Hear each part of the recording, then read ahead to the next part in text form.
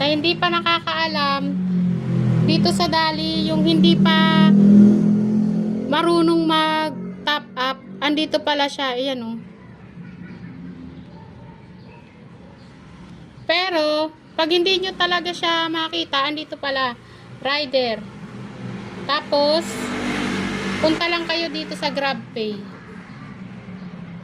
Ayan, dyan na kayo magsusulat ng 12 digit. Dati kasi 10 digit, ngayon 12 digit, kaya doon na kayo magpunta. Sa hindi nakakaalam, pwede dito, para mas mabilis. Pwede rin dito. Tapos, dito, ayan. Okay na. Diyan, isulat nyo na yung 12 numbers, tapos proceed.